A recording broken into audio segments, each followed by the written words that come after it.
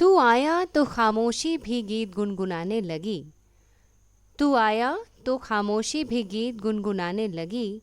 वीरान शाखों में फिर जिंदगी मुस्कुराने लगी। मैं बहुत बहुत स्वागत करती हूँ मेरे चैनल पर मेरे व्यूअर्स एंड सब्सक्राइबर का।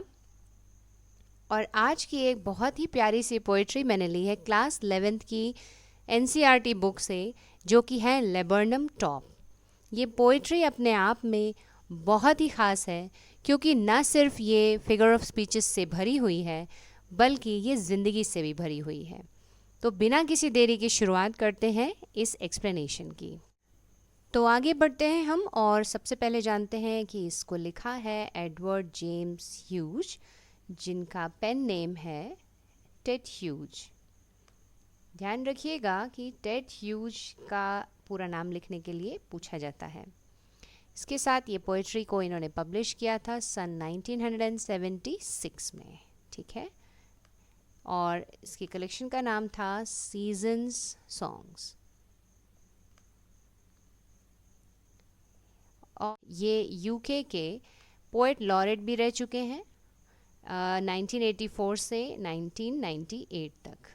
ये पोएम जो है वो फ्री वर्स में लिखी हुई है, यानी इसका कोई भी मीटर नहीं है, और साथ ही साथ ये किसी भी रेगुलर राइम स्कीम को फॉलो नहीं करती है। ये वो प्यारी सी गोल्डफिंच है जिसके ऊपर ये सारी पोएट्री कंपोज की गई है। और ये जो येलो कलर के फ्लावर्स आप देख रहे हैं, यही एक्चुअली में लेबर्नम ट्री के फ्लावर्स होते हैं, जो कि सितंबर में येलो हो जाते हैं। शुरुआत करते हैं स्टैंजा से। ये पहला स्टैंजा है पोएट्री का, और इसकी जो टोन है वो मेलंकोलिक स्टिलनेस है। मेलंकोलिक स्टिलनेस सजेस्ट कि ट्री जो है वो एक पूरी तरीके से साइलेंट है और सराउंडिंग्स उसकी मोशनलेस हैं। तो ये इसकी फीलिंग है, और यहाँ से हम स्टैंजा की शुरुआत करेंगे। So laburnum top is silent, quite still. In the afternoon, yellow September sunlight, a few leaves yellowing, all its seeds fallen. तो सबसे पहला figure of speech is the laburnum top. ये किसके लिए यूज़ किया जा रहा है? लेबर्नम टॉप बोला जा रहा है एक्चुअली में ट्री को। तो when some inanimate object is given human emotions, जो कि साइलेंट का है, ट्री है साइलेंट, और स्टिल जो कि ह्यूमन इमोशंस हैं या ह्यूमन फीचर्स हैं।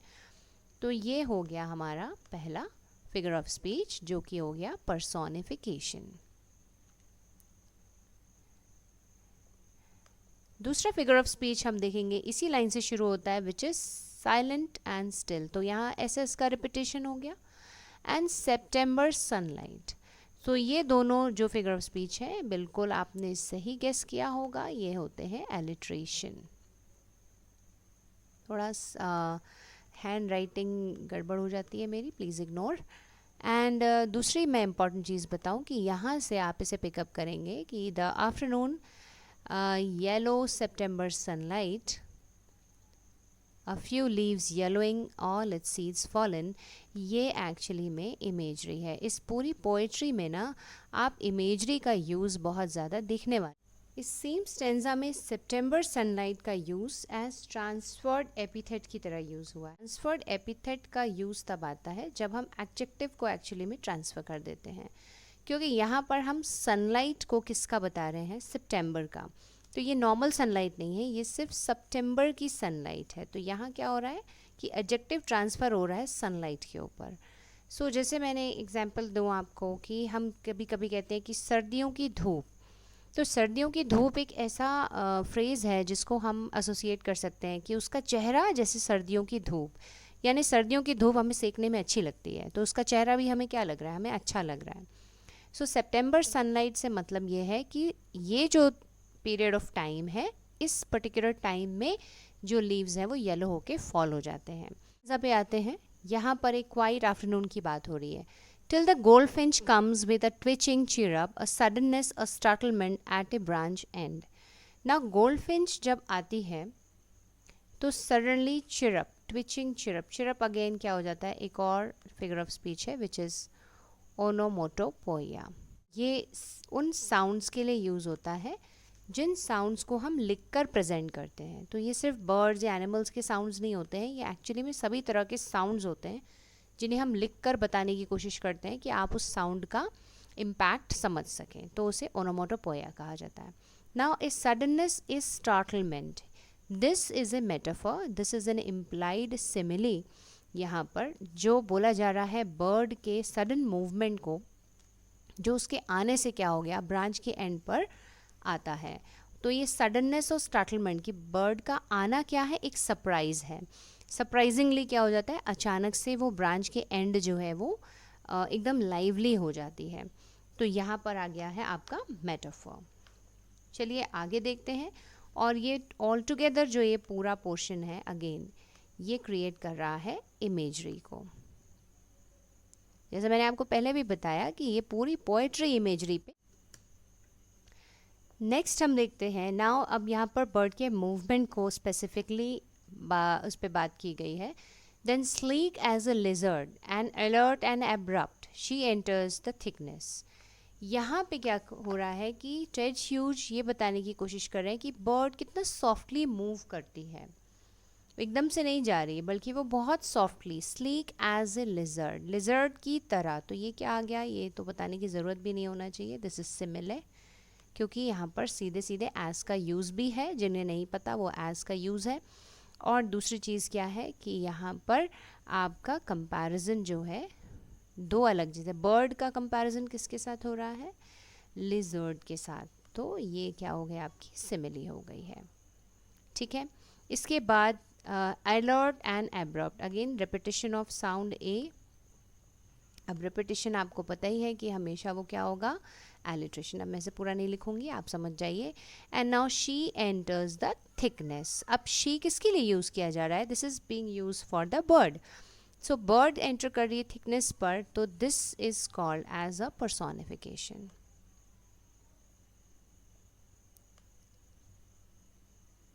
सो यहाँ इस स्टैंजा में ये बेसिक जो है आपके फिगर ऑफ स्पीचेस हो जाते हैं। चलिए आगे चलते हैं। और नाउ अ machine starts up. Machine starts up का यूज़ जो है वो दो तरह से यहाँ हुआ है, ये बहुत ही इम्पॉर्टेंट है, आपको इसको ध्यान में रखना है, क्योंकि ये एक तरह से ये मेटाफर भी है। ठीक है, अब ये मेटाफर क्यों है ये मैं आपको एक्सप्लेन करूँगी, क्योंकि यहाँ पर जो ट्री है वो एक्चुअली में मेटाफोरिकली कंपेयर किया जा रहा है मशीन से। सेम चीज़ आपकी पर्सोनिफिकेशन भी हो रही है। ट्री एक्चुअली क्या कर रहा है, एक एक्शन करने लग जा रहा है, which means that tree comes to life. Human features, human emotions की बात करोगे तो this will be termed as a personification. तो of chitterings and a tremor of wings and trillings. अब यहाँ पे क्या आ रहा है, देखिए बहुत सारा ओनोमोटोपिया का यूज़ है। चिटरिंग्स एंड ट्रिलिंग्स, ये बर्ड्स के आवाज़ें होती हैं, तो यहाँ पर शॉर्ट ओनोमोटोपोया आएगा। देरी के आप इसको समझ सकते हैं। देन ट्रेमर्स ऑफ विंग्स, ध्यान रखिए कि ट्रेमर्स का मतलब होता है शेक या क्वीवर। अब शेकिंग का जो एक्शन है या फिर क्वीवर मतलब कि काँप जाना है ना, तो क्वीवर या ये जो है, ये ट्रेमर्स ऑफ विंग्स को कंपैरिजन किया है किससे, शेकिंग से या फिर क्वीवर से या वाइब्रेशन से। सो ये फिगर ऑफ स्पीच हो जाता है आपका मेटाफर। इसके अलावा टी का साउंड का रेपिटेशन है, तो आप इसको एलिट्रेशन भी बता सकते हैं, यहाँ पर एलिट्रेशन का यूज़ भी है। Next line is the whole tree trembles and thrills. अब ये जो एंटायर है, अगेन ये मशीन स्टार्टअप्स की तरह ही ये बहुत ही इंपॉर्टेंट लाइन है, इसलिए मैं इसको सेपरेटली समझाऊंगी। The whole tree trembles and thrills, again tree क्या कर रहा है, ट्रेम्बल एंड थ्रिल, ये दोनों ही इमोशंस ह्यूमन इमोशंस हैं, तो ये एंटायर लाइन हो जाती है आपकी personification. Then is your tree trembles and thrills, तो repetition of T is again your alliteration. Apart from this, the whole tree trembles and thrills. This creates an imagery. And the most important part is the whole tree पेड़ जो है वो थरथरा कर काँप रहा है इस एक छोटी सी गोल्ड फिंच की वजह से, विच इज़ नॉट पॉसिबल। तो इसलिए ये होल ट्री जो है ये एक नया वाला आपके लिए एक आ रहा है, this is called hyperbole. Hyperbole का मतलब हुआ effort building by adding so much of emotions या वर्ड्स इनटू द एक्सट्रैक्ट, जिससे कि वो बहुत ज़्यादा बड़ा लगे। अब देखिए, तो this statement is an exaggerated statement. It is the engine of her family, she stocks it full. So what for engine is being use, engine यहाँ पर उसके नेस्ट के लिए यूज़ किया जा रहा है, विच इज़ अ मेटाफर। तो ये तो क्लियर है कि ये मेटाफर है, यहाँ आपको कोई कन्फ्यूज़न नहीं होगा, लेकिन कन्फ्यूजन होगा नेक्स्ट लाइन में, शी स्टोक्स इट फुल। अब देखिए ये शी जो है स्टोकर की तरह है, स्टोकर मतलब जो फीड करने वाला है, the mother bird bringing food and the kinetic energy जो नेस्ट को वो दे रही है, और ये नेस्ट उससे क्या हो जाता है, उससे वो लाइवली हो जाता है। तो जब आप शी का इस्तेमाल देखेंगे तो डेफिनेटली ये मेटाफर कहलाएगा, राइट। लेकिन जब आप इसे देखेंगे, she Stokes it full, it किसके लिए है, it is for this nest, it start movement, उसके अंदर एक सडनली मूवमेंट स्टार्ट हो जाता है में पर्सोनिफिकेशन, क्योंकि यहाँ ह्यूमन एक्शंस आ गए कि वो फर्नेस अलाइव हो जाती है, यानी इट पोएम के अंदर it is like a furnace, कि वो फर्नेस को काइनेटिक एनर्जी दे देती है, जिससे कि वो क्या हो जाती है, जल उठती है।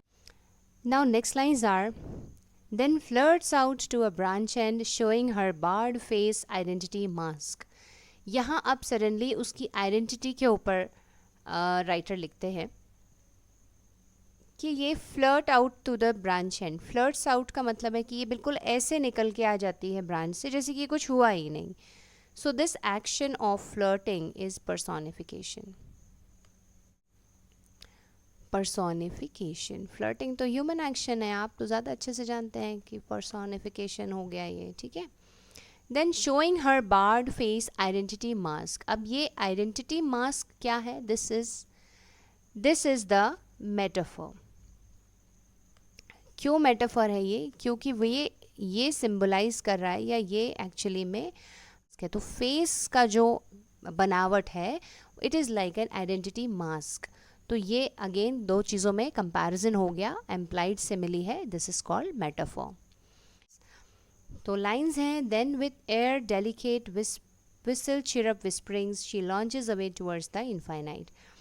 So with the airy delicate means soft, gentle and mysterious। mysterious उसकी whistle है, chirrup and whisperings है। now again ओनोमोटोपोया आ जाता है whistle chirrups में, whistles and chirrup क्या हो जाती हैं, this is again ओनोमोटोपोया। तो मैं इतना ही लिखूंगी, ओनोमोटो, आप रेस्ट आप समझ लीजिए। देन विस्प्रिंग्स इज अगेन धीरे धीरे खुसफुसाहट। अब ये डब्ल्यू का जो रेपिटेशन है, this can be termed as alliteration, ये भी आपको पता ही है, ये वाला figure of speech is alliteration. Now what is infinite, infinite is definitely metaphor used for sky. कहाँ वो चली गई, वो आसमान में कहीं खो गई, infinite is the sky. And she launches away, launch हो जाने का जो एक्शन है that is also taken as human like. So ये पोर्शन हो गया आपका, या ये लाइन हो गई आपकी पर्सोनिफिकेशन। मुझे लगता है पूरे आपके 11 सिलेबस में सबसे ज़्यादा पर्सोनिफिकेशन का यूज़ अगर आप देखना चाहते हैं, पढ़ना चाहते हैं, तो इसी पोइट्री में आपको मिलेगा। The last line, the canvas returns to absolute vacant stillness. अब दोबारा से क्या हो गया, जैसा ट्री स्टार्टिंग में था वैसा ही वो एंड में हो गया। And the laburnum subsides to empty. Again this is very important line, इस लाइन पे आपको पूछा जा सकता है कि कितने फिगर ऑफ स्पीचेस हैं। तो the laburnum subsides to empty, यहाँ आपको मिल जाता है personification,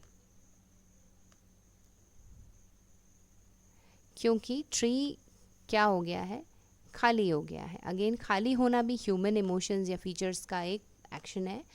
so here leads to empty, या मैं अगर कहूँ सिर्फ एम्प्टी यूज़ किया जा रहा है as a metaphor for the laburnum tree. तो यहाँ पे भी आपका एक और फिगर ऑफ स्पीच है, मतलब एम्प्टी का यूज़ जो है, सबसाइड्स टू एम्प्टी, क्या हो गया, ट्री बिकम्स एम्प्टी। सो ट्री मेटाफोरिकली क्या बन जा रहा है, एम्प्टी हो जा रहा है। देन होल अगेन, अगर आप समझें तो पूरी लाइन अगेन आपके लिए इमेजरी क्रिएट करती है। So whole poem is based on imagery and personification of tree, of season and of many other things. तो I think ये बहुत ही प्यारी और खूबसूरत पोइट्री है। से मोमेंट को इस पोइट्री के अंदर बहुत ही अच्छी तरह से फिट किया हुआ है, which makes this poetry a very beautiful and full of life experience. तो मेरी तरफ से इस पोइट्री में इतना ही। बने रहिए मेरे चैनल पर, please like share and subscribe. Thank you and bye bye.